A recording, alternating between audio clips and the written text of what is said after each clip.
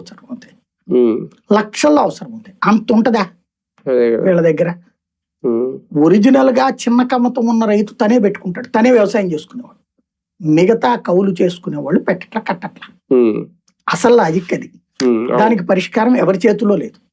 ఎందుకంటే కౌలు రైతు మీద నమ్మకం యజమానికి ఉండాలి. నమ్ముదామంటే చాలా చోట్ల మోసాలు జరుగుతున్నాయి. అందుకని వాళ్ళు కౌలు రాసియ్యరు.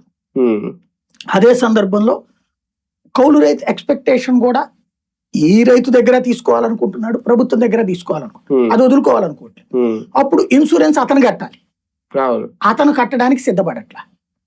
ఒకవేళ కడితే పరిహారం అతనికి వెళ్తుంది, కౌలు రైతుకి రాదు. కౌలు రైతు ఇలాంటి సందర్భాల్లో నష్టపోతాడు ఎక్కువ. జరిగేది అది. ఆంధ్రాలో అత్యధికంగా నష్టపోతున్నది రైతు నష్టం కంటే కౌలు రైతు నష్టం ఎక్కువ. నిజమైన రైతు కట్టేస్తాడు. 10 to 20% రైతులు కట్టేస్తున్నారు.